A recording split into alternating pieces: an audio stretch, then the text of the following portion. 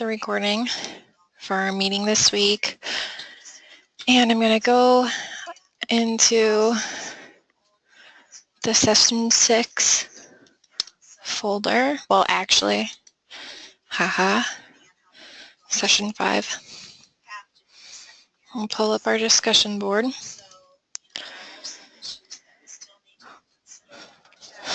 All right. So here we have some people have published and posted to the discussion board. We're still missing a few individuals, but that's okay. I expect that they'll be caught up for both weeks that they've missed by next week. It's a lot of work to pull together in the last couple of weeks left to this semester. I'm going to go ahead and start with Elizabeth today. One second. Hello. Hello. So I'll pull up your Phase 3 post. Go ahead and you can read it and be responsible for that. Okay, and I've also attached a PDF, my PowerPoint, but we don't, I mean, if you want me to just read that, that's fine too. Here, I can share the screen with you now and you can just have whatever's going on in the background showing. So here's the screen. Okay. Well,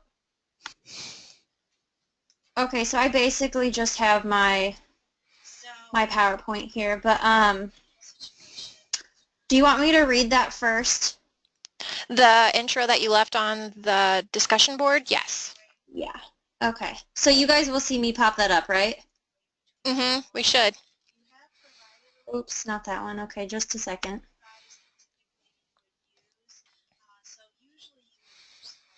Okay, I'm just going to pop up my document, which is basically the same thing. Okay, so this week I've completed the master bedroom remodel and I have made changes to the bathroom that we had previously talked about. I have chosen on furniture and different touches in the bedroom, and I've decided to wait on the kitchen for this coming week because I want to think about my floor plan a little bit more and make sure that I'm extending the kitchen in the correct location as well as relocating the dining room. That being said, I have further researched certain aspects I need, including permits and contracts that are necessary to finish this project. Considering that this is my first fixer-upper, I have decided to hire contractors to extend the kitchen and handle the process of locating internal plumbing and piping where it is needed. Also, the contractors will know how to handle installing flooring and wiring with lighting purposes.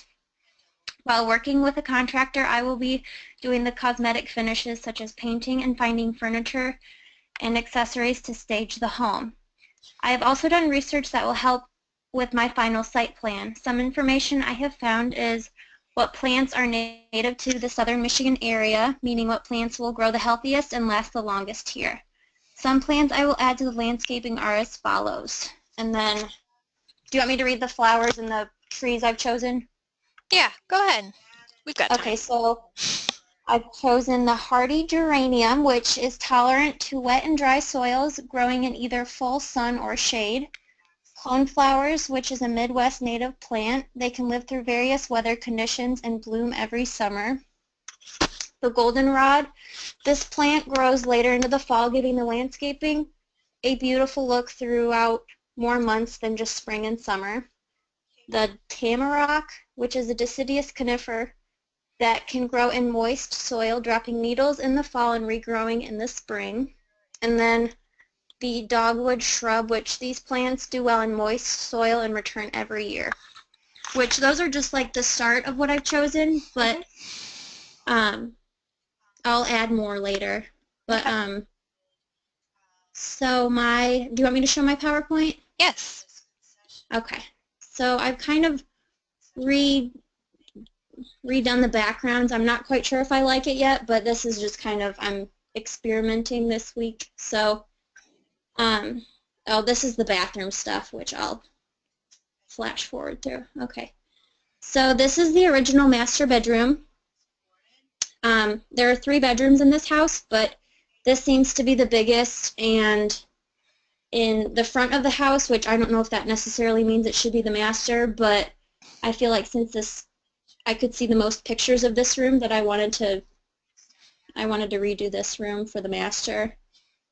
So basically I've kept the entire floor plan of, I haven't like extended walls or anything, but I have added a closet here and then added a queen size bed and then staged it with bedding and the nightstand. And this is the elevation of that. And then changes I've made were I pulled up the carpet, which, okay, with this house, I can't like depend on the hardwood underneath, if there is even hardwood underneath. I can't like count on it being nice. So I've decided that okay, I don't know, should I depend on it being hardwood underneath and just restaining it, or should I just reinstall hardwood? I mean, for what we're doing as a research project, it might be interesting.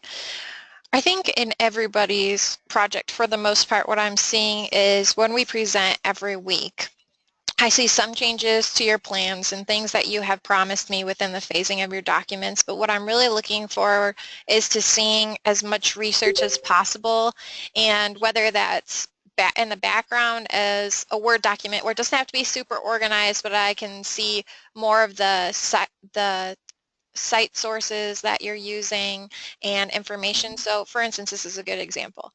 If you're telling me you don't know something in a project and you hit that brick wall, well, it's more about the research on what do you do when you get to that point. You don't know until you're going to pick the carpet up. If there were hardwood floors, you would refinish them. What goes into that process? If there isn't a hardwood floors, then tell me what you would do and what the price difference would be between the two.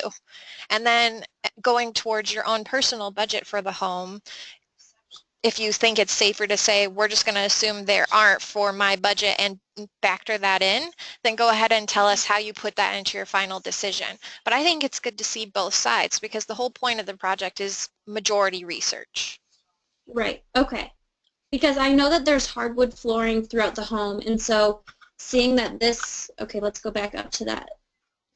This looks like newer carpet compared to the flooring, the hardwood flooring throughout the house, so I'm assuming that there's going to be hardwood underneath, because that's in all the rest of the bedrooms, that there's hardwood flooring underneath. So I guess I will just say that I mean, of course I'll compare them both, but right here I had said that I will put in hardwood floors, but I guess I'll have to decide if I'm saying there is or if there isn't, but, or I'll compare the costs, I don't know, but. I think it's really about showing all of that information in a unique way. So here you're telling me a bit of the process, but if you keep doing it how you're doing it, you're going to run out of a presentation, kind of, when you go to present to us, because there's not going to be enough information or background story.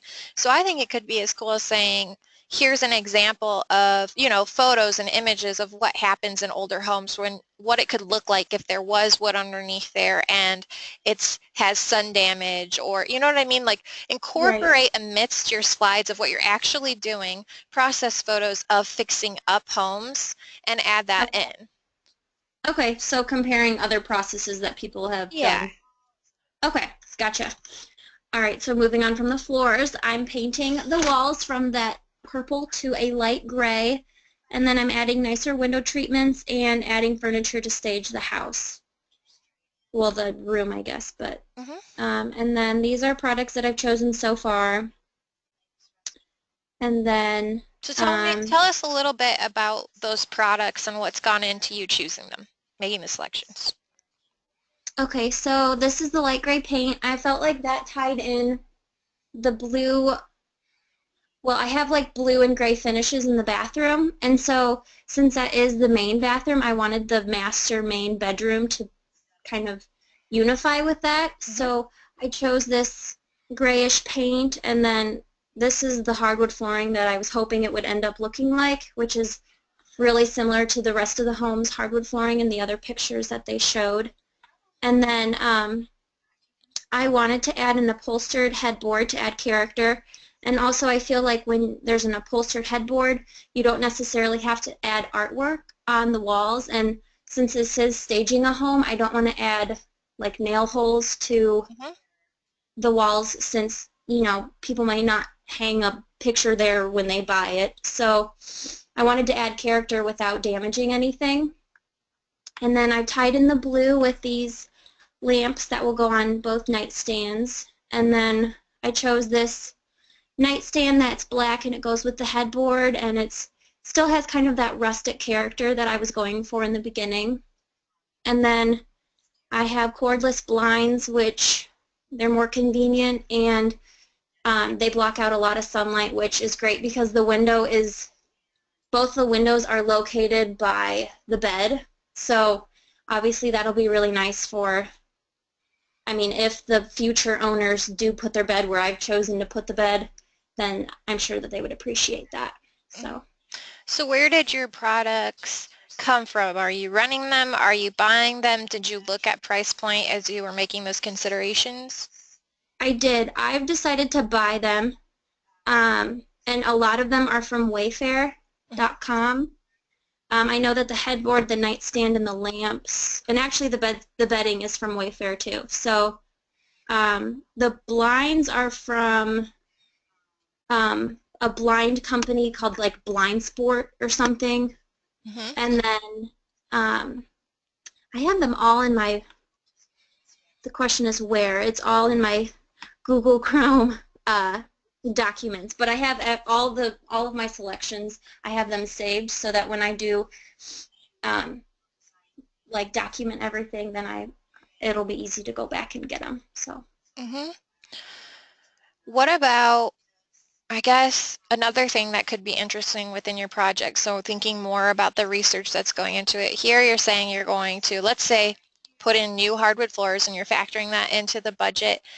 Is that the most cost-effective thing for you to do is actual hardwood, or is it possible that for durability you want an engineered floor product? Why would you choose to do real hardwood over an engineered product? Right. Okay, I think I would want it to carry through the whole house, so whatever I use in whatever was used in the original flooring, which I'm assuming would be hardwood, Mm-hmm. I would want to continue that into the master just because I want to keep it all similar so that people, when they walk through the house and are thinking about buying it, they're not thinking, what was she doing? You know, she's using all these different hardwoods, and so I think I'd want to keep it the same. I haven't done the research of what's the most cost effective. I'm sure carpet is the most cost effective, but Oh, for sure.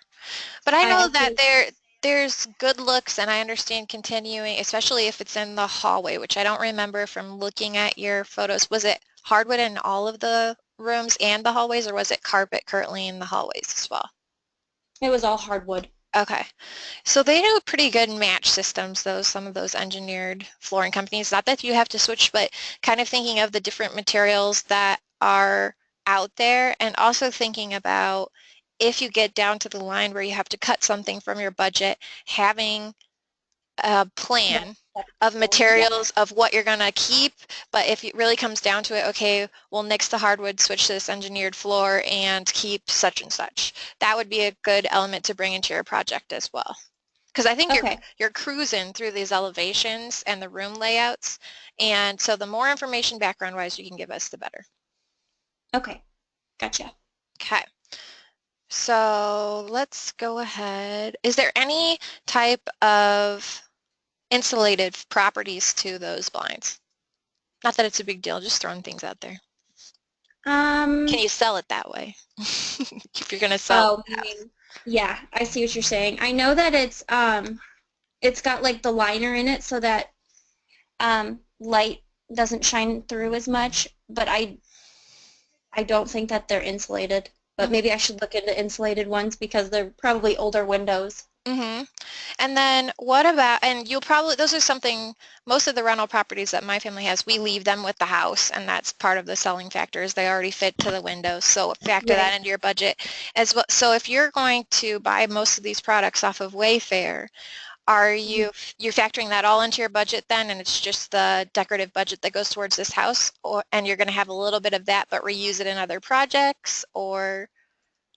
Yeah, I think I'm gonna, well, depending on the cost of what a contractor would be to relocate the kitchen and everything. Mhm. I'm sure that that would be a huge chunk of the budget because that's always, kitchens are always the biggest chunk of it. But yeah, I would say I've definitely like been looking at the price of things and picking like cheaper options and not not less quality options, but just like the cheaper version of something. Like I don't have an inspiration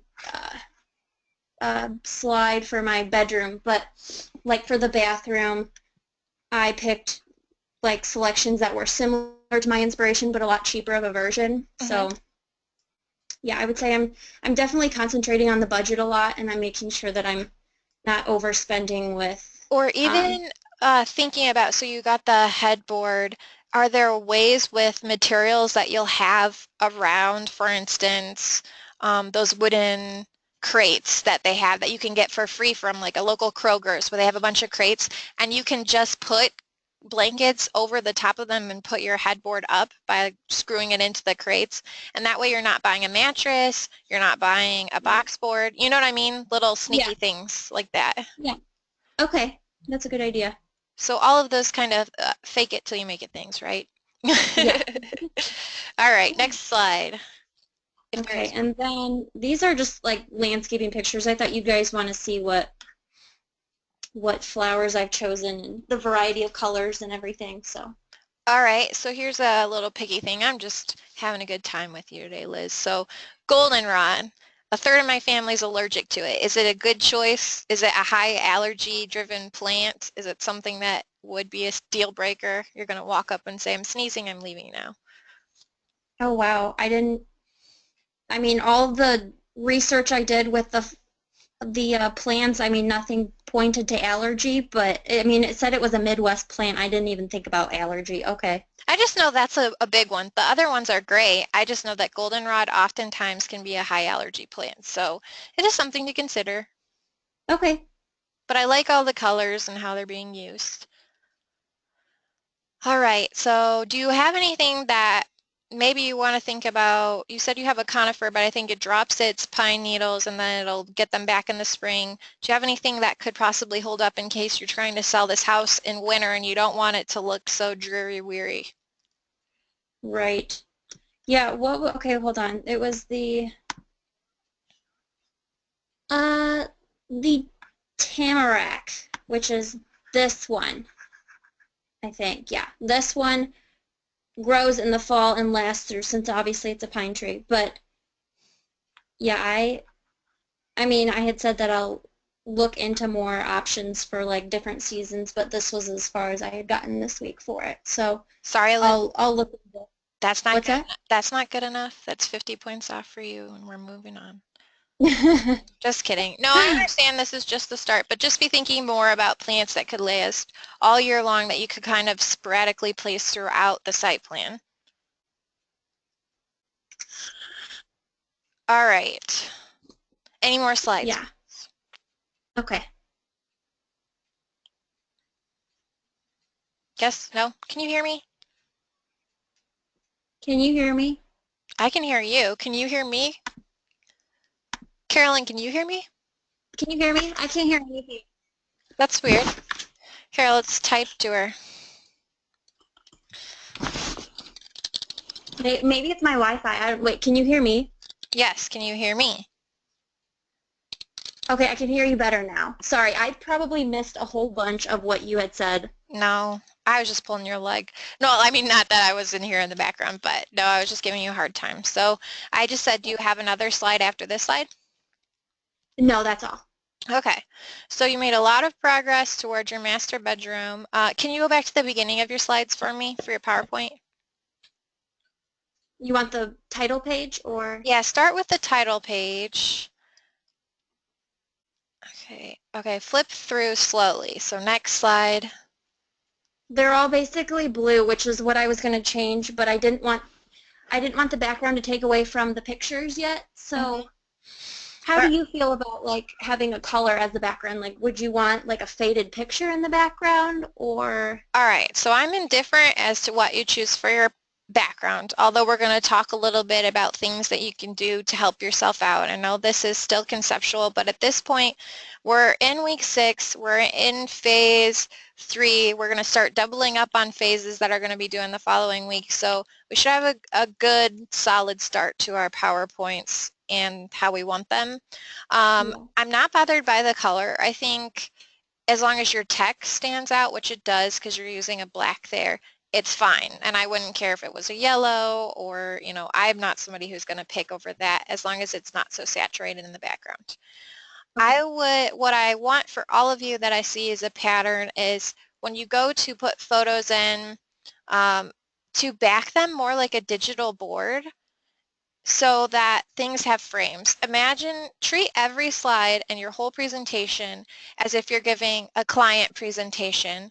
So any photos or fabrics, inspiration, frame them by having, and I'm not a huge fan of drop shadow, but if you do it well, you could use a drop shadow with them so that some of them pop out more than others. You want to have something that makes it a little bit more creative and shows that you're using your design sense within the layout. So solid background is fine if you keep it clean and fairly plain, but I want to see more interest then to the layout of items. And right now you have a little information on a lot of the slides with bigger text. I feel like your text, I think we talked about this in a previous week, could drop down a little bit in size so that you're fitting more and kind of condensing it together.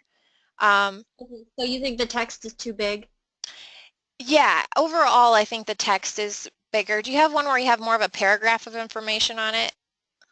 I don't want to speak too soon. It's one thing Oh, if it's a label like changes made, that's fine.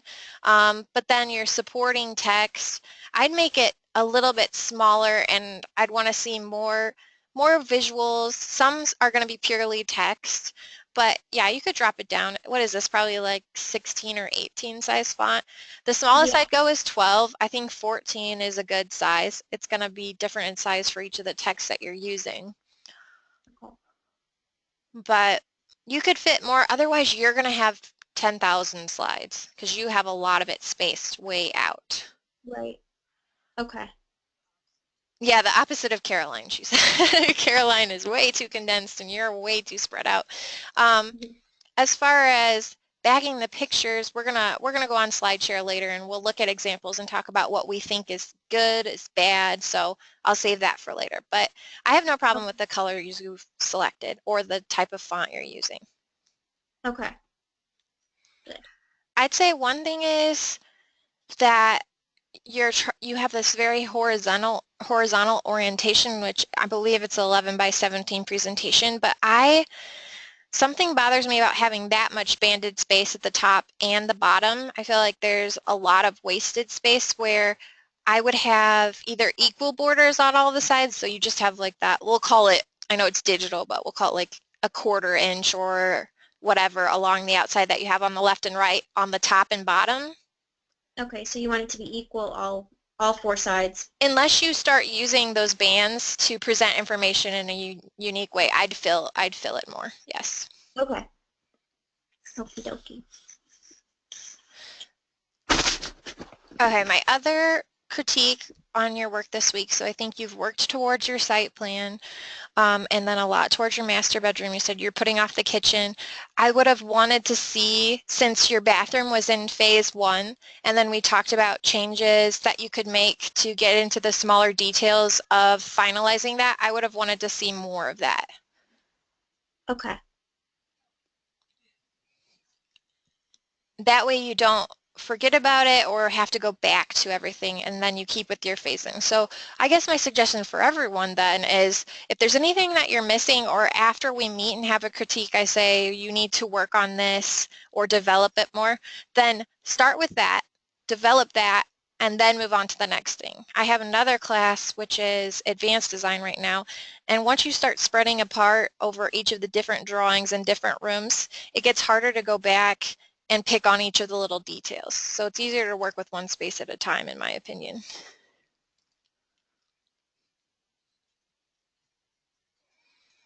But other than that, I think you're doing okay.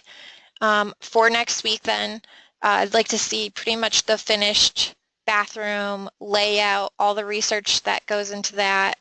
Um, your master bedroom is fairly complete. I liked your elevation and your floor plan. Again, more research. So you guys are coming to me, you've had a whole week to work on things, and in your slides I get a good visual representation, but I'm lacking any background on how much research went into it. I don't want to have to require that you guys post me so much text every week, but to just at least the explanation. So when you started explaining to me all the thought process that went into you making those selections, it was good. So just prepare yourselves to either give a really good explanation verbally or to show more text. Eventually, you should have a good deal more text that kind of aligns with the things I suggested for research, like the process of ripping up a floor to expose the wood if you choose to go that route or another route. And it's more about doing those in a fun, visual way with a good deal of text on each slide amidst your project. Okay. All right, so I'm going to go ahead and take the screen back.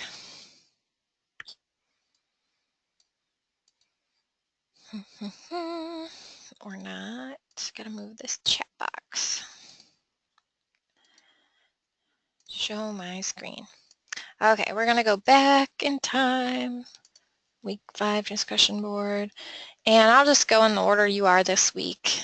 I don't want to be too spontaneous. So I will go with Shemaine and we'll let you present. And I'll give you the screen.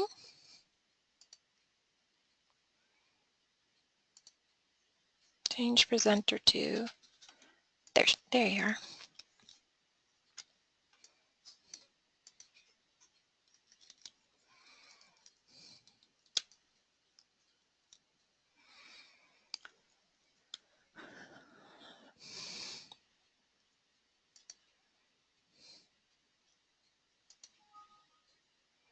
Okay, can you see that PowerPoint? Uh-huh. All right. Well, I changed my design as far as the background from last week. And then I also, I did the drop shadow. Yeah, no, I think you did it well. Sometimes people, it just looks a little tacky. I think you did a great job with that. Okay. Well, I did it that way because it's almost like you're looking in a window. It's fun. Okay, so that's from last week. Come on here. And I redid my floor plan. Oh, there it is. It's kind of crooked.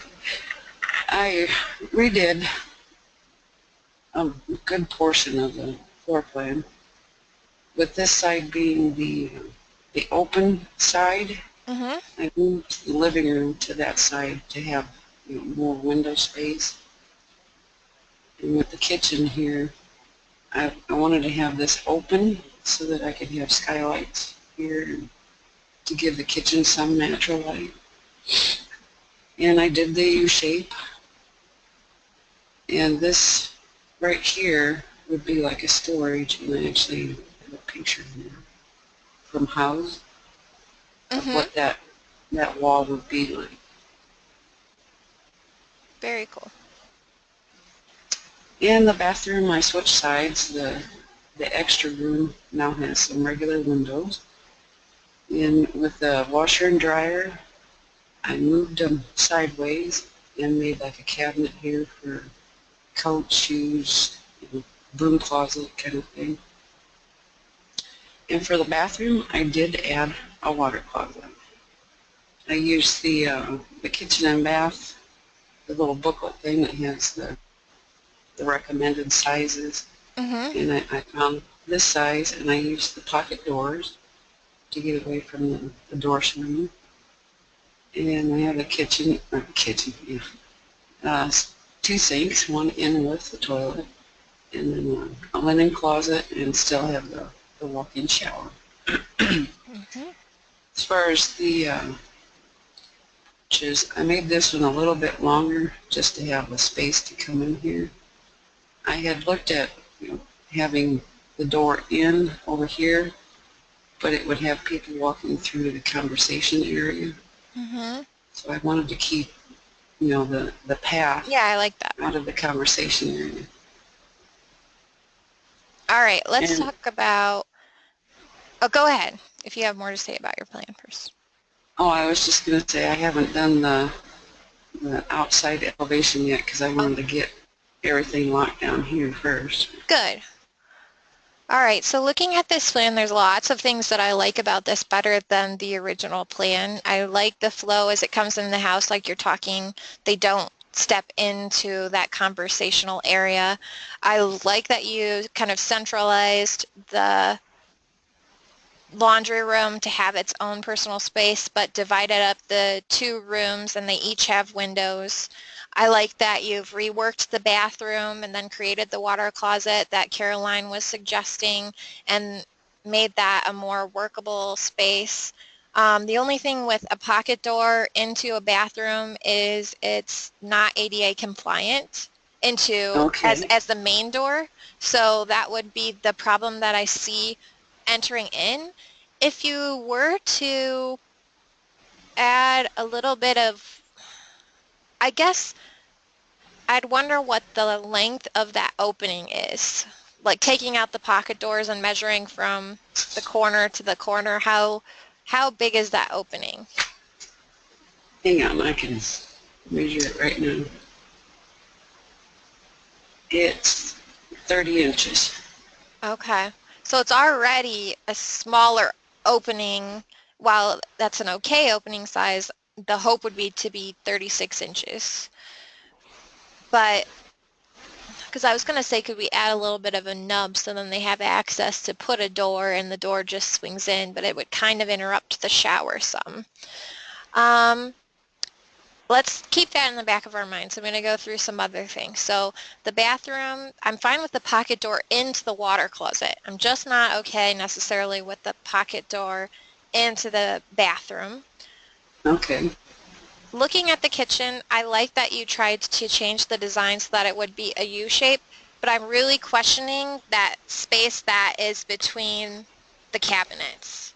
It looks really, really narrow in there. Do you have a measurement on that? Uh, Between here, that was 24 inches. So not the depth of the cabinets, but the walking space in between from face of Oh, cabinet to face of cabinet. it's 42. Okay. Wow. It look. Yeah, I used the kitchen and bath book. I wanted to make sure I was getting the right width for it. Okay. Just seems really narrow, especially when I look at the door opening. And if you met, like when I put my fingers on the screen and then I go to one of the door openings, that are the other door openings with the swinging doors, are those 36 or are those 30?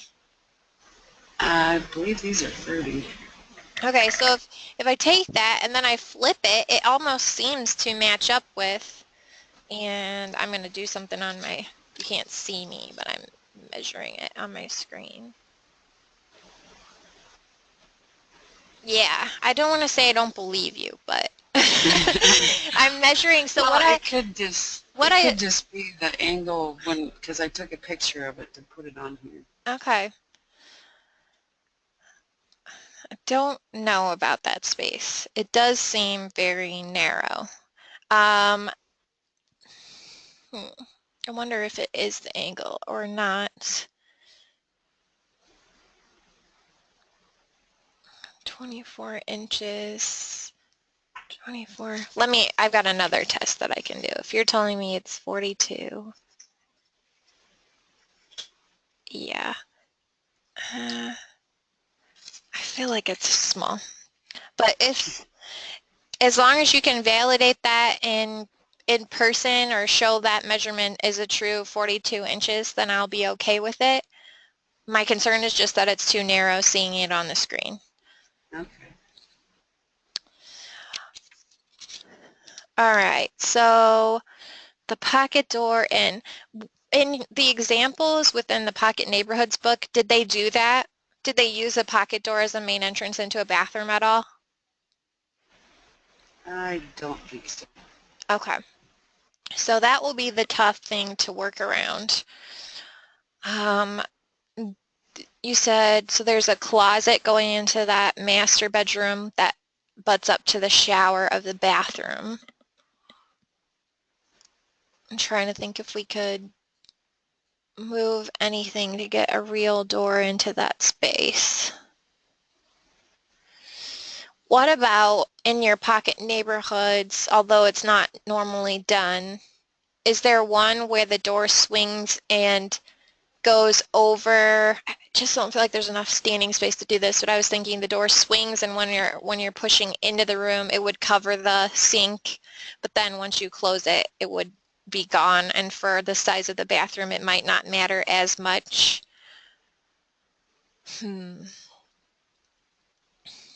I even thought of a door that swings out, but I wasn't sure how. I don't feel, so the hallway you said is 48 inches or 42 inches? Well, I took it down to 42 inches Okay, so to get more space out of. 36 inches. I don't think you'd want it necessarily swinging out. I would say, Pam, I would say that do a little bit of research. So go ahead and look at some of those other pocket neighborhoods. Let me see if I have that book next to me still. I do. Because they had a lot of good jumping off points. I want to make sure without having to change everything. Here's my other suggestion to you. I know that you like to complete everything and you're trying to meet a phasing timeline. I would have not colored in any of the walls yet and left it in pencil, but it is easier for us to see it. I know that's the hard part as well, trying to communicate Yeah, it. that's why I did that, because otherwise you can't really see it. Do you have a scanner that you could scan it in? Does it come in good quality at all? Do you know? No, Just I can, photos? yeah, I can run up to the UPS store and probably scan there. So let's see, they have it swinging, door swinging in. Trying to look at some other examples. I could take some space from the master bedroom, enough Yeah, to let's be do, able to put a door in there. yeah, maybe that hole from the wall to the window, the corner of the master bedroom on the right, going towards the first window, that much space pulling it over and then having room to put a door that actually swings in. I'm just Yes. thinking it'll swing a little bit in front of your shower.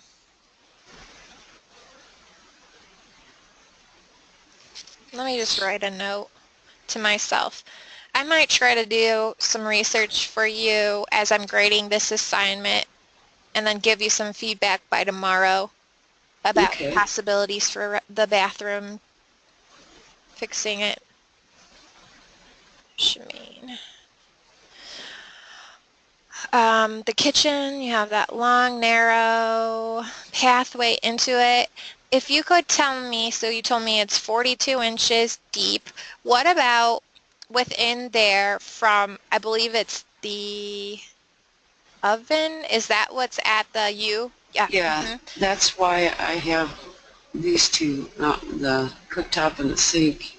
That's why I put them here, Mm-hmm. because of the oven opening, Mm-hmm. and and I wanted to leave space there. Okay. Can you tell me then the distance from that corner to the end of the peninsula? From here to here, Yes.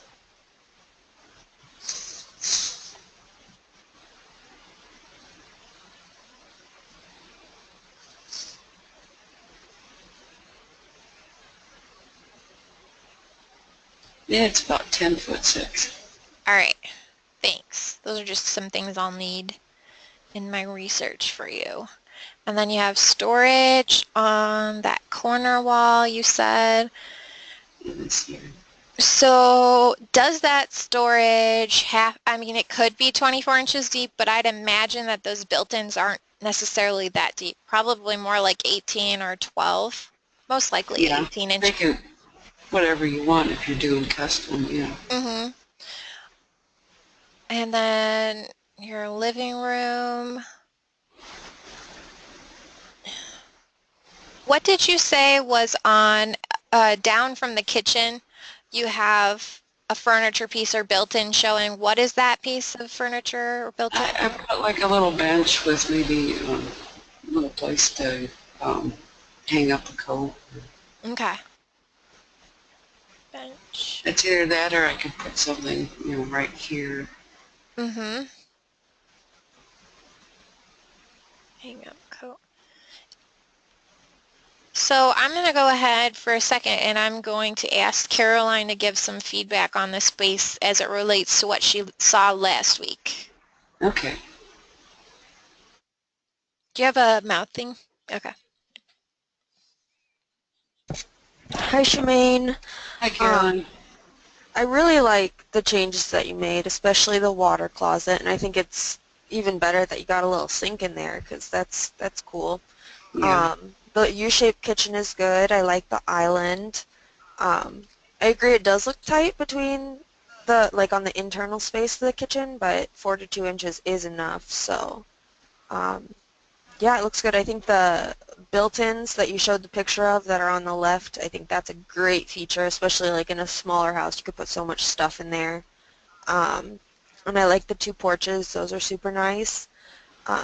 I think the plan looks really good. Yeah, and I like the changes you made to the washer and dryer, and I think it's really great to have that countertop across the way because then you can just like fold your clothes there.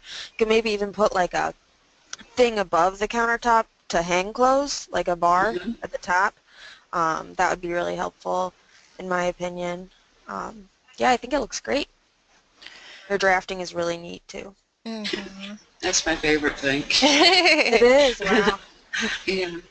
Did you, the dryer and washer that you have in there, does that meet a specification that you found? The width and depth of those? Yeah. I think they're Electrolux and they're, the Energy Star rated and Mm-hmm. as far as so that was part of my picking of those. Okay. And they don't use as much water. And Okay. All right. Well, yeah, I'll examine kind of the kitchen, even if there is 42 inches, and I'm not trying to, prevent anything from happening here, but thinking about the length, then once you get back in there that you have the 10'6", if that's okay, or if we need to shorten it up a little bit so that there's less length that you're walking that 42 inches. It might be, it also depends on how many cooks are in the kitchen and there's other rules that go along with it. So if you're just saying one, because once you get 2 people in there, it just would be really hard. So it's this really yeah, big kitchen, but they're small houses. So it's not like they're going to have a ton of family members running around to get in the way. So I'll think about that a little bit more and give you my feedback by tomorrow. But overall, I think you took our feedback and made a lot of smart decisions and changes on this plan. So, I okay. agree.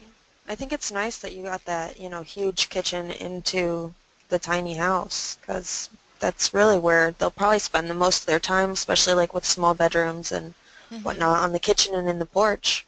mhm, Yeah. Well, I I think added that's a the stools here because that's going to add more seating. If they do have quite a few people and they overrun their little living room area, and they also have these seating. hmm I would like to see if you could fit a little table on the porch of any size that you could have some outdoor dining out there. Oh yeah, I plan on that. I'm sure you could. That's pretty big. mhm. It's kind of like just a whole nother room. Room. Yeah. hmm hmm I also like the decision that you made to change your PowerPoint to have a preset PowerPoint layout. Usually I wouldn't say that, but I think that the drop shadows that you're using in the colors of the original photos is causing it to be a lot more neutral in color, and then it all flows really well and looks pretty professional. Um, can you go back to the first slide? I agree on the PowerPoint template. This is one of my personal favorites that I've used many times, and it's just a good, solid template. Looks nice. Mhm, It's nice and clean. That's what I Uh-huh. liked about it. Easy to work with, nice and clean. mhm.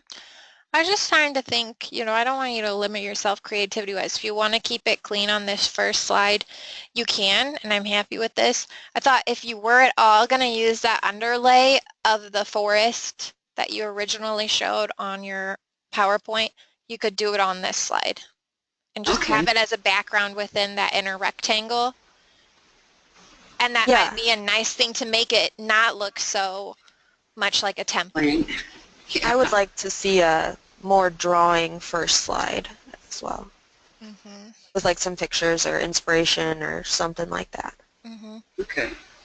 So this one could just be, well, I figured the first one may be professional, but like Caroline's saying, the one to follow is going to be more of inspiration and background. That's really brings them in the first couple of slides.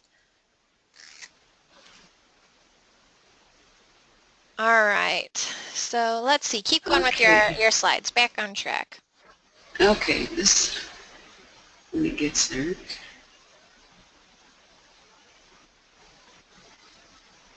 Okay, the community building, I just went ahead and inked it in so that you could see it better. Mhm. And I also made the foyer just a bit smaller so that there was more storage space on either side. Smart. And that's about all I've done to the community building. No, that looks good to me.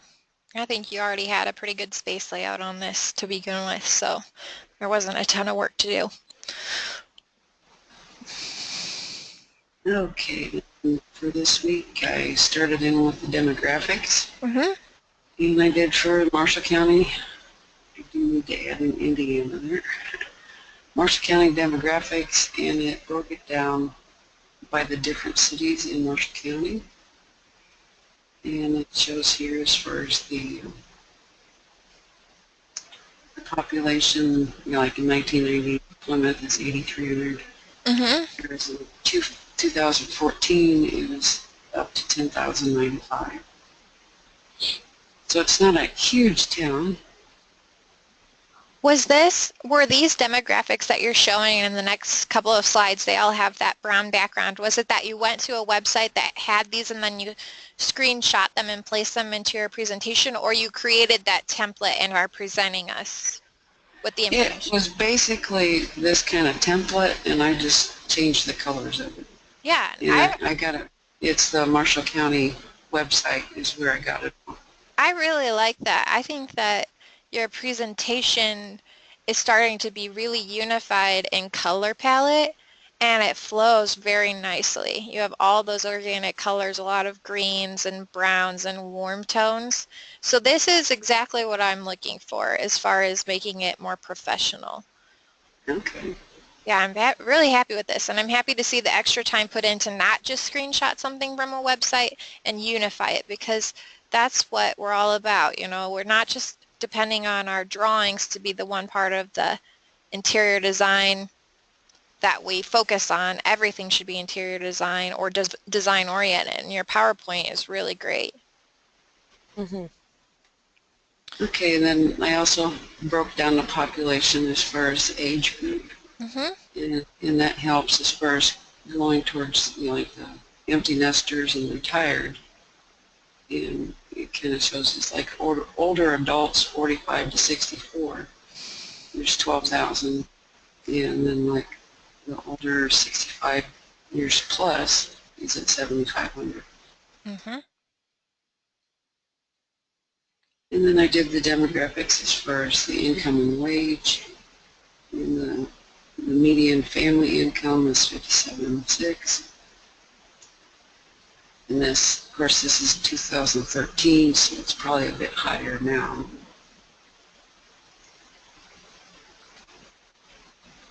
And then I did the cost of living. Marshall County is 88.1, whereas Plymouth is 81.6. And then I grabbed one of the for the whole Indiana, and it's the most populous. So like Hamilton County is 107, Lake County is 96, Marshall County 88, and then Marion County, which is Indianapolis, is 86. Just kind of to stick something like that in there. All right, I don't mean to sound ignorant, but statistics and charts are not my forte. So Okay. can you explain to me what these percentages on a scale, or what are they representing to me necessarily? So you say cost of living is 88.1. How is that relative That's to like, something? well, that's how much you're looking at spending for housing, Thousand? food. Is No, it I think these are percentages okay? of So they're wages. percentages. Okay, so 88% of your wage goes to the cost of living, Yeah, and or at then, least that's what I took it as. well, what do you think then when it gets into the over there, the cost of living comparison with some of the most, Yeah, as far as yeah, 107. that's just something I don't know. I'll have I to go wondered back and about, look and at if you that. can give me more of a background on the statistics are good to have, but for if I'm coming to you and saying, what does it mean or represent, and a little bit more explanation, because I couldn't have deducted that on my own. Maybe somebody else Okay, smarter than me. it's the bookkeeper in me coming out. Okay, so I can do that. Okay. Next, I actually researched as far as what pocket houses are selling for in other, because they're not going to be the same. So sales prices for homes in a pocket neighborhood depend on the area built in, the site used, floor plan, materials used, the various building fees, and the target as far as your demographic group. I mean, for older, you might want to make it more universal so that it's wheelchair access. And as far as Realtor.com shows, the median home price listing in Plymouth is $148,000. So that kind of gives me an idea of, it's the middle price. So that means Mm-hmm. it's exactly the middle of what houses are selling. And okay, according to GM Flisco, author of the article, Building Community on a Small Scale and at a Slower Pace, on the National Association of Realtors website, the pocket neighborhoods Ross Chapin and Jim Souls developed in Puget Sound area in Washington are 800 to 2,500 square feet with prices ranging from $140,000 to $850,000. Recently, in Redmond, Washington, a 1,000 square foot two-bedroom house sold in Conover Commons, pocket neighborhood, for $640,000. That's one of their originals that they built. I think it was 96 or 98, and the house price went up as far as it. So it didn't, as far as the prices didn't go down. Mm-hmm. It's a good thing to see. To put the pocket neighborhood homes price into perspective, Realtor.com shows the median home listing price in the Puget Sound area as $332,000. So their costs are kind of in the middle, but this is a more expensive kind of area to live in. Mm-hmm. And this is the Black Apple Pocket neighborhood in Bentonville, Arkansas. They have a listing for 1,750 square foot, three-bedroom home for $600,000. Realtor.com shows that in the Bentonville area, the median home price is $326,000. So they're about half or twice as much then, right? Yeah, for this one, but it is kind of a higher end, Big and one. it is a good-sized home. It's not your usual Mm-hmm. beach How house. many square feet is your house? Um,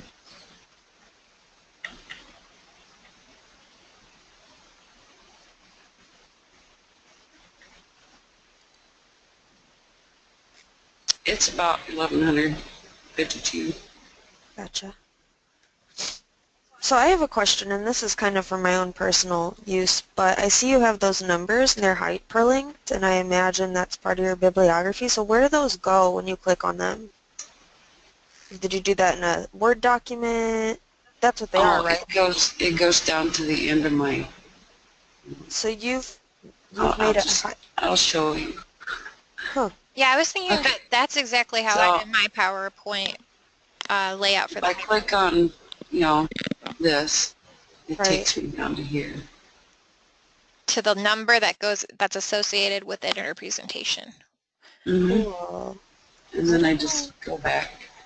I don't know how to do that. Yes, you do. We'll I cover it today.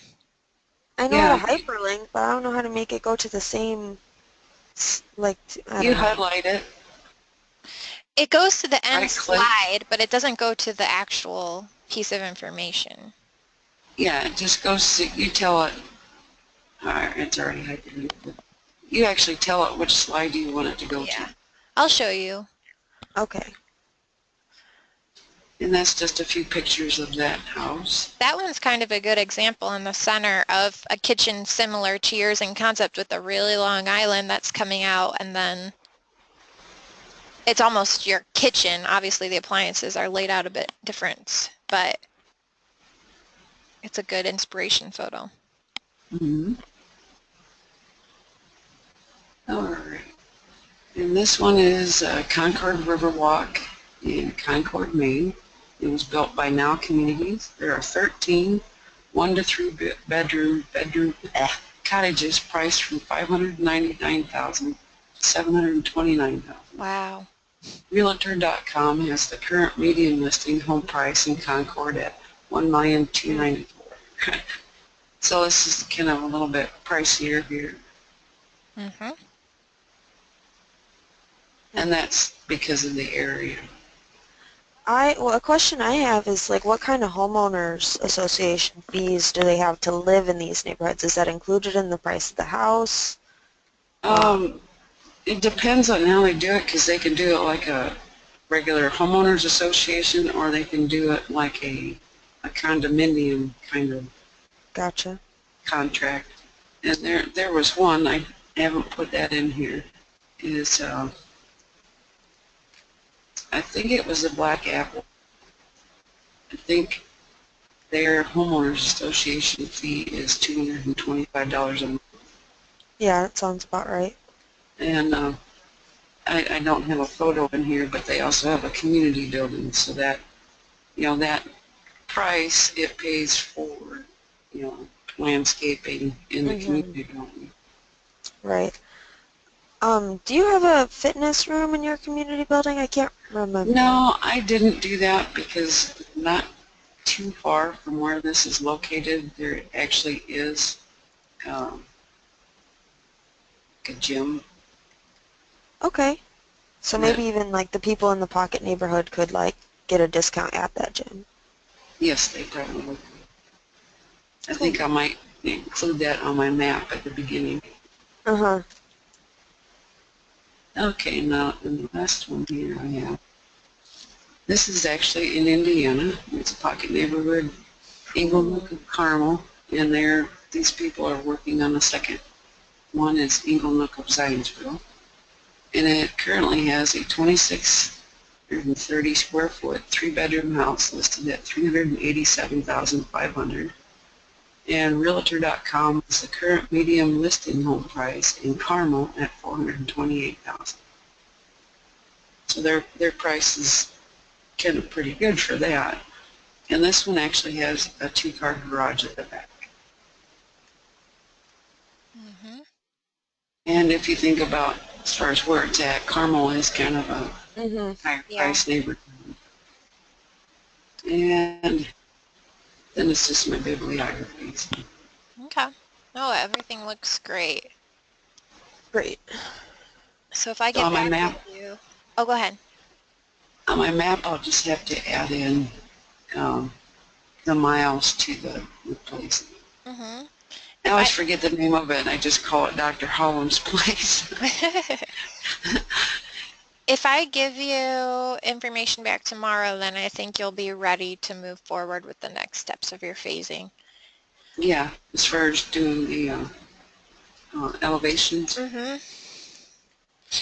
All right. So for the community building, can I go ahead and start on the elevation for Yeah. that? Mm-hmm. You're fine Okay. with your space planning for that. All right. Okay, so I'm going to take the screen back from Shemaine for a second.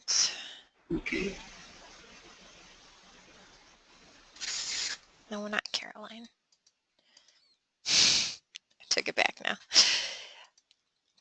Okay, I'm going to open up PowerPoint really quick to show what Shemaine did on her presentation. All right, I'm going to duplicate the first slide. So if this is the first slide and I am going to have a picture of a cat. Well, anyway, you just have to have a Kate. You have to have some type of text box that you've started in order to insert your hyperlink. And then when you go into insert and you go to hyperlink, well, actually, I did action. Is that what you do, Shemaine? No, I'll put where I have like the number for the bibliography. Yeah. I will highlight that and then right click and I'll do the hyperlink. Okay, so when I do it for a presentation, let's say I have a picture of a cat here, right? And then this is going to be my first thing on my bibliography. So I make a number one, kind of like Shemaine has done. Then on the bibliography slide, oh, let me go here. Okay, so I'm going to delete out the extra box. And I'll have, well, it's really big right now, but just pretend it's small. We can make it smaller so it's not so big, 14. Okay, so here's a number one. It's the first thing in my bibliography. When I do it, I go into here and then I go to home, insert actually, and then action, hyperlink to last slide. And I click more steps that you need. Yeah, and then I click OK, and then that way, when you start your presentation to view it, it'll go to that last slide. Did you see it? Just went to it. But then, if you're saying there's less steps, how do I escape out of this for a second in my slow? So you're saying, Shemaine, that I could have undone that and right-clicked. Hyperlink. Hyperlink. And then you go over to place in this document. And That's then what I And didn't then know. click on there. last Or slide. last slide, yeah. And click OK. Same things. Same thing. And then on your bibliography, you can type in the word back at the end. Mm-hmm. And you can hyperlink that back to where you originally started. Okay. Cool. Yeah, because I knew how to hyperlink. I just didn't know how to do it into the same PowerPoint. You But knew how that to do it makes to a website or something. a website or a different document or, Okay. anything. Mm-hmm. Well, the first, what was that first PowerPoint you did for our first class? You had links to doing the PowerPoint the way I did it. Yes. Mm-hmm. And that was what you used to do yours? Yeah. See, it all worked out. I'm stuck in my ways with everything. I don't ever learn any new ways once I started doing it. But it does make sense to do that with less steps. All right, so I'm going to close out of my show really quick and then go back into Blackboard. Dun, dun, dun. Let me see who's on here. I have Cassie. We went through Liz and Shemaine. I was going to ask Cassie, I had pulled up your work that you posted for your project management in session 2 recently. Let me go ahead and pull this open. Okay. Click 100 times. Not this one. All right, I think this is yours. So did you want to talk a little bit about where you're at in the process of your phasing and work? Can you hear me? I can hear you. Okay. Yeah, I actually have posted more than that. I put like a PowerPoint in the weeks. Did you not get that? Into which week? Well, now I don't know.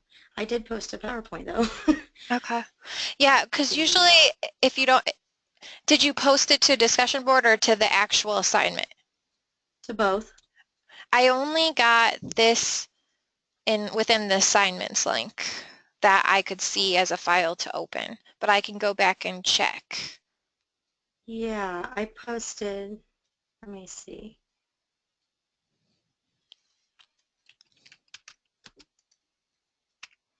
Um,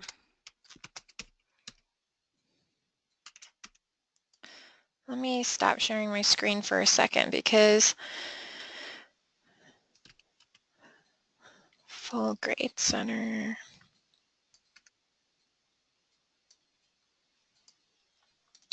Cassie will let me know which. well, let me see where it's at. Tell me which assignment you posted under, 1 or 2. Assignment number 2. Okay, so if I open up assignment 2. Oh, yeah. I thought I had mentioned this one in my feedback, but it says it's a .key file, and so I couldn't open it with my computer at all because it wasn't Oh, saved as a PowerPoint. Um, Let me take a screenshot and I'll show you what I'm seeing. Okay, so I'm going to minimize Blackboard. Can you see my screen? yeah. Okay, so you can see it says houselit project .key. Okay. And if I was going to open it, it'd have to be either a PowerPoint or a Word document or a PDF. I don't even know what kind of file type that is necessarily. Were you making it in a PowerPoint presentation maker? I did it, hold on, let me see. Is it Keynote? It's called, yeah, it's Keynote.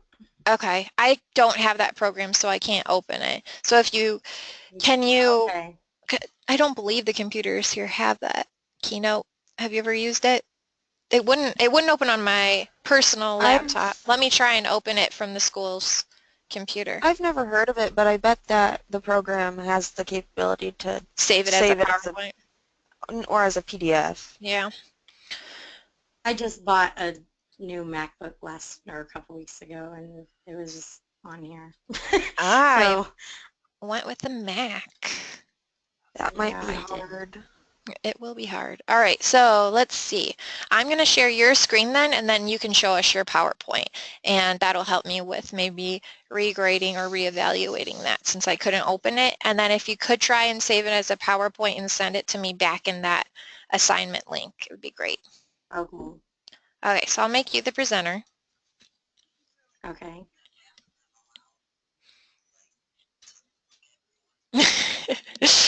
I know, so they don't purchase them. Okay, Can you see it now? I can see it now. Okay. So I am behind. I've got a lot more to do, but I was working on it. Okay, so there's the house that I chose, and I actually realized they've dropped the price too. It said it's, well, on the one website I found that it was like 78,000, but then it's like now on, it says it's a HUD house and the Yep. price is 54. But I didn't know, is that just like a bidding start price or is it actually 54? That's what I wasn't sure. It should be the actual house price. Okay. It's Okay. more of I like a think it's, foreclosure than an auction house when it's HUD. okay. So the price did drop. It's not 78 anymore. It's like, I think it's like 54. I was working on getting that updated better. 3 bedrooms, 1.5 baths, 1765 square feet. And actually the website that has it listed for a HUD house actually says it's like 2,100 square feet. So I don't know which one's the more accurate one. they both say a different square footage. Mm-hmm. But here's some. It sold on. It sold for like 96,825 back in 2008. The website with the HUD house too says that like the plumbing has been ripped, like taken out of the home, Mm-hmm. so it's going to need all new plumbing. Here's some inside pictures. It's like the backyard. I actually went to the house and walked around and looked in the windows. Here's the kitchen and the bathroom. Those are like the worst parts of the house Mm-hmm. from what I could see, and I couldn't see in the upstairs and the bedrooms at all. But from what I could see, the bathroom and the kitchen were just kind of falling apart a little bit and outdated, and the floors don't. There's hardwood.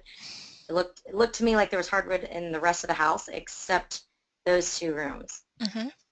So those would need new floors. And then here's some of the other interior pictures. The fireplace is the living room. It's like you would put your couch kind of like back here, and then you can leave the living room from here to here. And I'm not sure I couldn't really see in the window well enough to see what is on the other side of that fireplace. I'm not sure. The kitchen somehow is back that direction. It was like kitchen and dining room, and then the living room was here. And I don't know where those shelves are at. I did see some shelves in the living room, but that looks like two different floors. So I don't know if there's just another set of shelves somewhere else in the house too. Mm-hmm. But the floors didn't really look, the hardwood looks like they just maybe need sanded down and redone. They don't look like they're in too bad of shape. So I think the main expense would be kitchen, bathroom, and then just some minor, paint and sanding down the floors. And then I wanted, back at the front picture again, I wanted to have some room in the budget to redo the siding of the house because it's, outdated and kind of looks a little run down. And I think that would help the sale of the home to have like a better, I don't know, newer color. Yeah. And take off these pink or mauve or whatever colored shutters and repaint the door maybe. And if there's enough room in the budget, I would like to add like a little, like maybe just a little, bring the porch out a little bit just for some more curb appeal because I think it's very boring. I agree. And the neighborhood looked like a nice neighborhood from what I drove around, and it just kind of looked like a little family neighborhood, and it's actually one block behind an elementary school. Okay. So if you lived here, it was like 1.5 blocks. Like you walk to the end of this street, which is a couple houses down, and then one more block and you'd be at the school. So I thought that'd be a good resale location.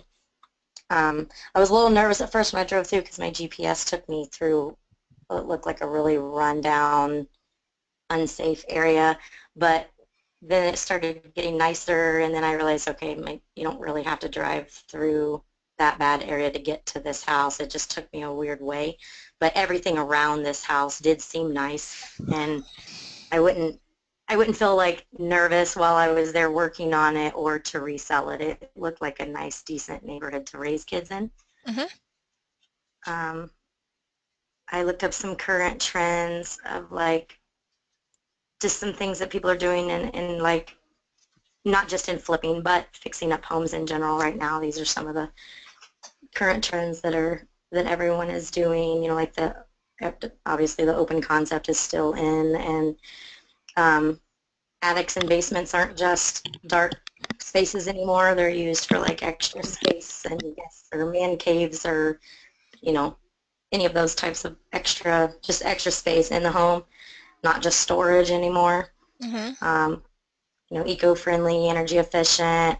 As said, one thing is customization. Like everybody likes to add some type of something creative that's unique that just kind of only your home has. Like just a design aspect that is just kind of something that stands out.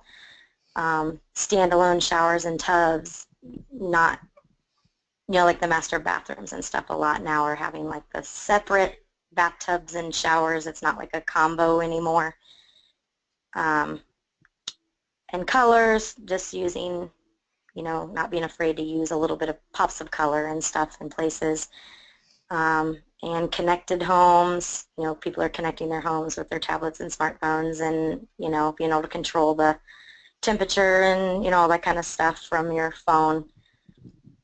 Metal's a thing that's, I read on one side it was talking about like using metal and stuff to, like as the, just in different areas like the backsplash, like stainless steel and just different things like that, using metal as a design aspect, and then using different styles. It doesn't have to be all one exact style throughout the home, just kind of mixing things together. And then I was looking at like things to go wrong on, where it goes from like flip to flop, and that was just like the main things. And I had some websites that I read about down in here talking about how the market is doing better right now than what it has been for a long time, and those statistics and stuff were in these links. But some of the main mistakes, of course, are not having enough money, time, skills, knowledge, and patience, before you get started, making sure you do enough research and stuff so that it doesn't turn into a flop. Mm-hmm. But I was working on demographics and stuff like that today. I know I've been behind. I'm trying to take some time off work. I've been taking a couple days off work every week trying to get caught up. And I'm thinking about taking the whole week off next week so that I can get caught up because I'm really behind, I know. Okay, well, let's look at what you've got, though. So for what you've got, I think a big thing that will be a time saver for you is synthesizing information as you're doing it. So you're giving me a lot of information, and here you have the two sites shown on this slide, which we could reference and click on and go to. But as far as the current trend slide, that would be a slide where I'd like to see what you were saying on Shemaine's PowerPoint, where she gives a number and it references me to where you have that within your bibliography, your running bibliography. So as you're going with each, you would have said, okay, current trends. I have all these sites open in the background, my book's open, and I got the information that Open Concept or each of these things. And now if all this came from one site, then you would just have the one number for the whole slide. But if each of those different pieces of information came from a bunch of different sources, you'd want to have a reference to that, and then it's referenced down to your bibliography, which it'll hyperlink to.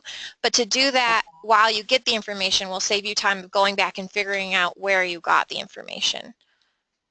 Okay, I know it was like one kind of area, but you had, like, it wasn't all just on one page. You had to keep, like, flipping through different pages in this one website, to get all of these things. Well, they kind of had, like, one page per thing. Was it kind of a site that was all about house flipping, and then there was different tabs, so it said attic and basement escapes, and then that was a whole nother page that it took you to? Or was it more an article that was keep clicking to read the rest of this article? Yeah, it was more like that. Like it talked about like current trends that were going on, and then you just keep clicking to learn more, In that case, you would just reference the initial page, and Okay. they would, once they'd go there, they'd keep clicking, but it should just be an article, so you'd be okay with that, or an opening page. I wouldn't expect you to have to reference the individual pages. Okay. So yeah, so making sure that you're keeping that, because since it is so research-based, there'll be somebody who's saying it's great that we have all this information, but where did it come from is equally important as the information that you're showing. And then for the next slide, where you have those sites, well, how are you planning on presenting that? So you're showing demographics. I guess I'd prefer to see you take the demographics or the information and statistics off those sites, and if you're going to pull them up in the background and see them, I'd rather have you create kind of what you've seen in Shemaine or Caroline's projects of making your own informational diagram that's unique to your PowerPoint, or at least two of those, and then doing the rest as screenshots or a link that you click on to show that you've put in more effort towards organizing that information. Okay. Okay, so, but I don't see a problem with pulling it up. I just say for when we go to do the jury, you don't have a ton of time, so you're going to want to make sure when you start off your presentation, you have any of those external links pulled up in the background that you can just minimize instead of waiting for it to hyperlink to it, and then you could present it by showing them the site and taking them to that. Okay.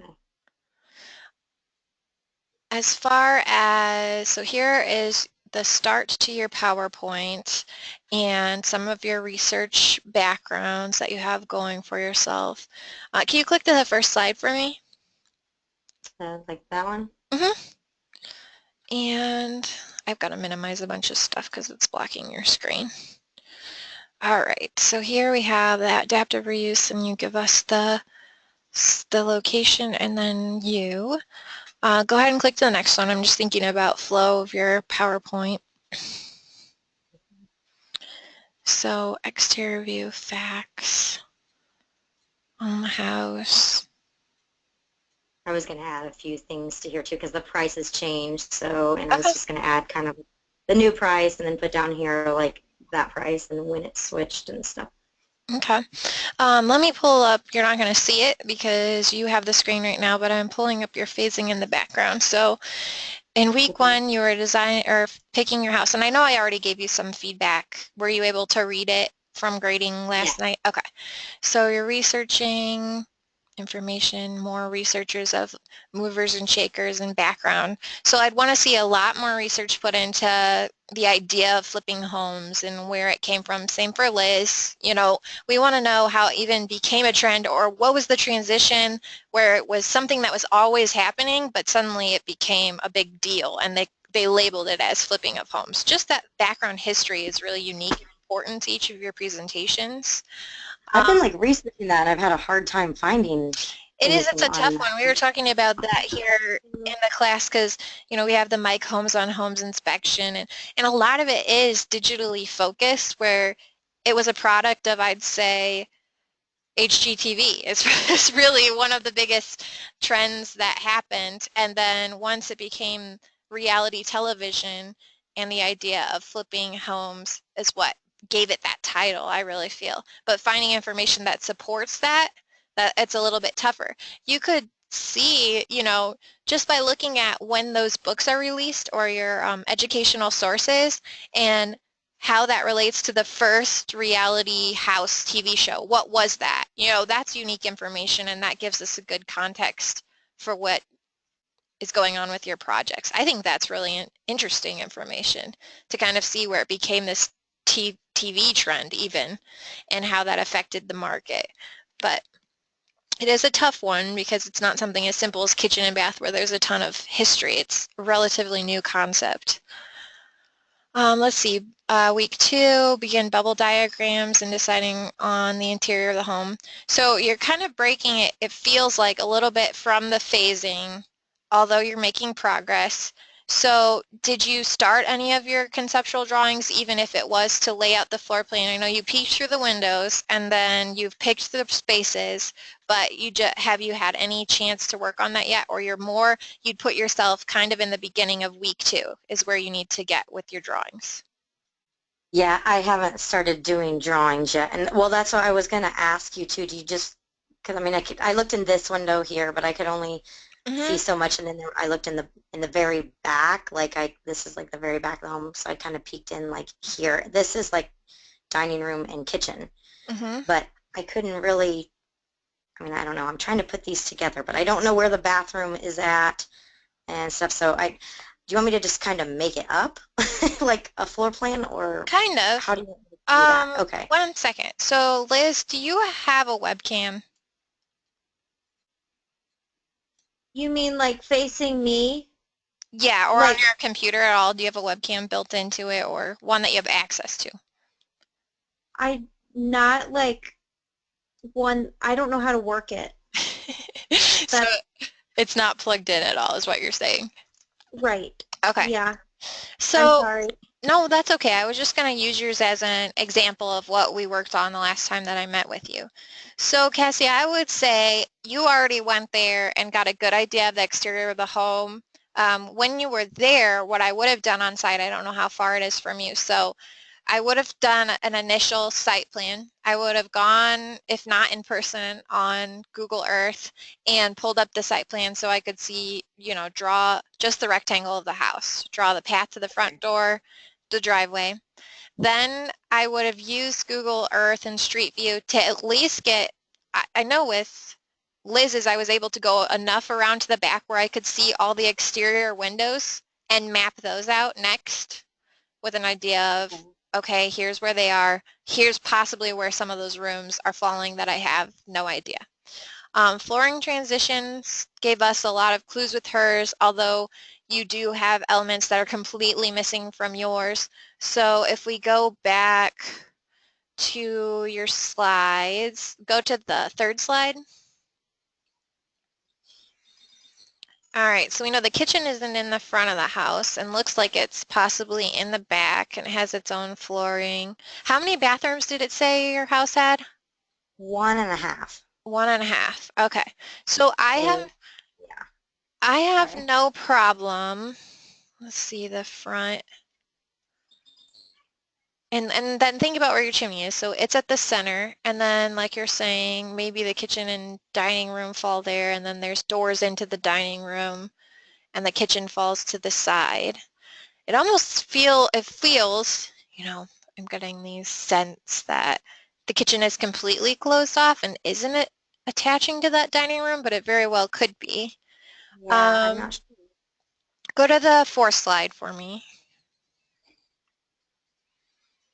Okay.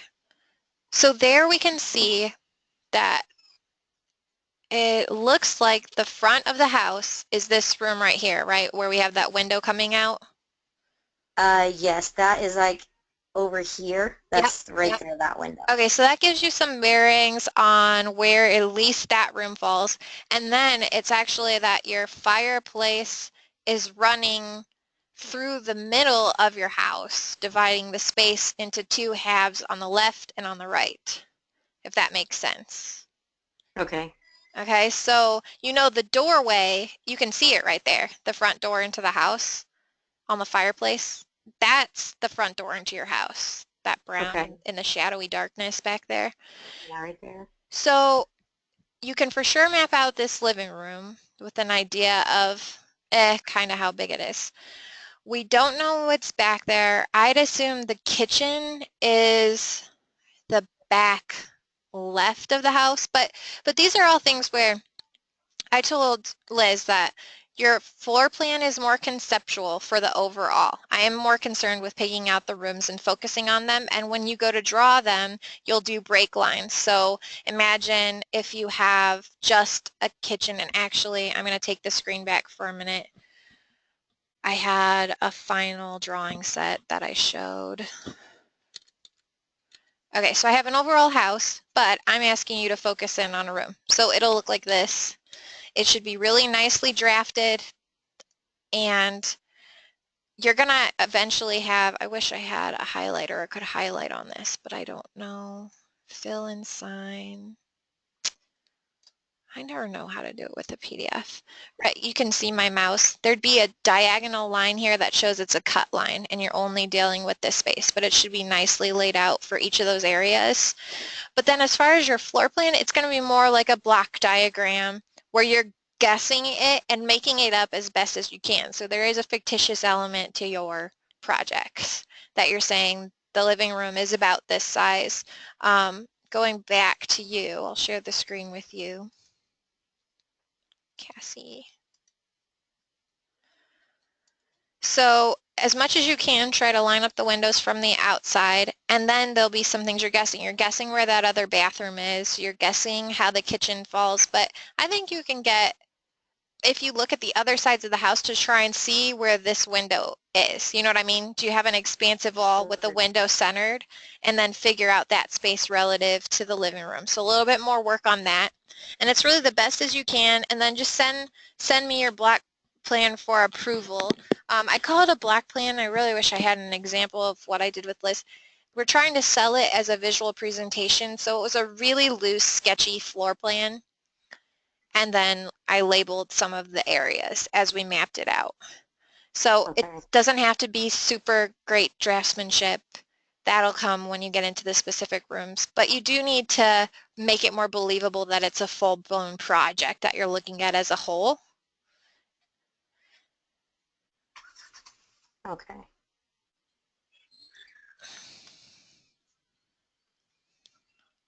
But I think you can make it up. So let me think about this fireplace. I'd say that fireplace is at least 6 feet long, because I imagine most of them, like mine, is about 4 to 5 foot. So it looks a little bit longer than that. I'd say 6 foot, and then you have a doorway, which is probably a good 36 to 42 inches that you could add onto that. So you have about at least 12 to 15 foot that I'd say for this front living room. And then think about the windows as being about 24 inches wide each, and you have 3 that's just making up that front bump out. So about 6 foot for that window, maybe let's say so 14 by 10 or 12. And then once you, and without measuring everything out to its full extent, know that for that space, but then build everything else in around it. And you can make it up. You can say I have a half bath by my kitchen, you know what I mean? As long as it fits within the rest of the space that you have and is believable. So leave about so much space for a bathroom. Then your kitchen just has to match an overall footprint to the photo and with the rest of the space allotted. And then there are ways to measure using Google Earth. Caroline, are you more familiar with that? Have you done that? I know Katie and I were talking that Cheryl helped her measure. You can do the street view and then measure the side of a building and measure the front of a building, because they measured out her whole project. Yeah, that's how I did my 204 project. But yeah, there's just this little icon at the top and it says measure and you do it. It wasn't like a complicated thing. Is it only on Street View or is it on normal Google Earth from the site plan view? When you click on a location, you can either look at it in a 3D. I'm pretty sure I did it like above you. I might have done it in both. Okay. Well, go ahead and research that and see if you can figure it out. I might write down a note to get back with you on that. I might have only done it on the top because I remember getting the height of the building. We kind of used like the front door and then said, okay, well that window looks about like 2 feet bigger than this like 7-foot door and blah blah. Mm-hmm. So that should help you, at least if I've given you my guesstimation of the living room, know how much is left over for the kitchen. And then it looks like those are about 6-inch tiles, and what I can see is 2 foot. And you might want to brighten your picture to see how many cabinets you have and use your cabinets as a good measurement, knowing that they're anywhere from, 18 to 24 inches wide, and then maybe 36 where you have a major appliance, and guesstimate that based off of those measurements to see if you have enough space left over. So there's quite a bit of guesstimation that will go into the floor plan layout, but it shouldn't be a ton of time spent doing it. I want you to focus on those main rooms, and the rest is more about creating a visual that gives them the idea of what the rest of the house looks like without giving them everything. Okay. Where do you think the stairs is? All right, let's see. Go back to this. Yeah, click that slide. Are we on that slide? Click on the next one with the living room. So if your fireplace is dividing the middle of the house, I feel like it's right when you walk through the front door. Okay. The stairs will be right there. Like facing you, like Yep. to go up? Yep. Okay.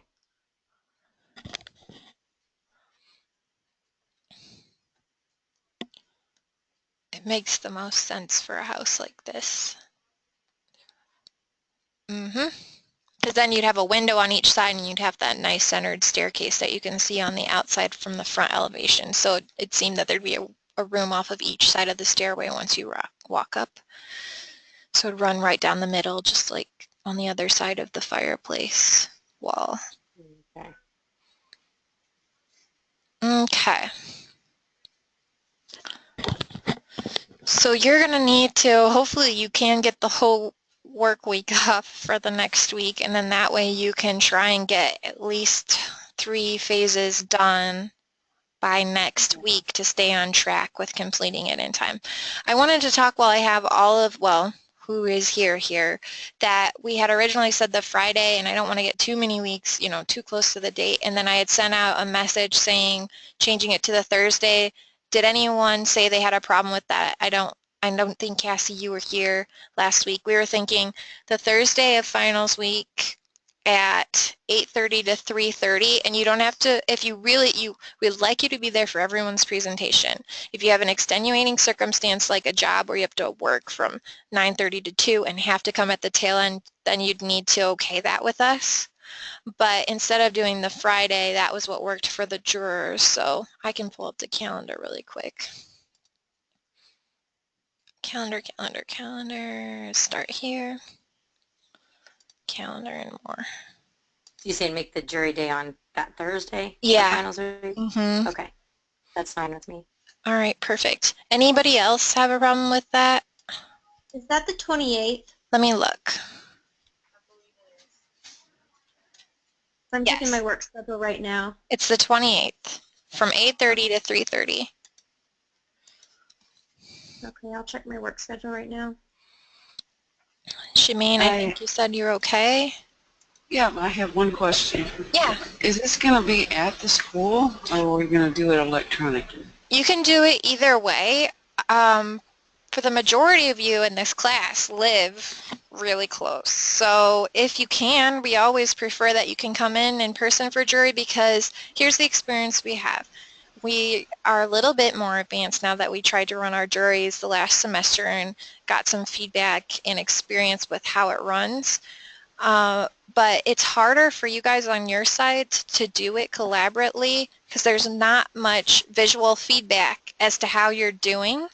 So when you come in person, you have a cue such as me saying wrap it up, or you can tell if I'm interested, or you can tell if someone's raising their hand or has a question. When you're on the collaborate side, sometimes we have to mute ourselves on our end, and you can feel like there's nothing going on, no one's listening, and it's complete silence is what I've gotten the feedback from people who presented last. So if you want to, you can, but I'd say it'd be safer to come in, and it might make you less anxious to do it that way. Okay. I can agree with that. Like, you'd think not being here in person makes you less anxious, but I had to do a presentation via Collaborate last jury, and it was not that great, so I agree with what Allison's saying. So it's to each their own and whatever you need to do, but all right, so it sounds like everyone who's here is okay. We'll just have to ask Matt or let Matt know, and I'll post a clear, I know I said Thursday, but now I have the time set, so I will post the time, and if he has an issue with that, he can email me. Let me go back into the Blackboard. Oh, okay. So other than that, I'm going to have to, Caroline, you're still going to have to present. How much time do we have? 2:30. Okay, fine, Caroline. You don't have to present. But, well, they can look at it on the discussion board and review it. So I will go ahead and let you guys be dismissed for this week, or we might start with you next week and just combine your progress. And then I'm looking forward to seeing anybody else's progress in the weeks to come. Did anyone have any questions besides, so Shemaine, I'm getting back with you. Cassie, if you want to know more about the measuring using Google SketchUp and Street View, I can send you some information on that. Did we have any other questions? No? All right. Well, I will go ahead and dismiss for the day then, and I'll get back with the individuals that I need to. Thank you so much. Thank you.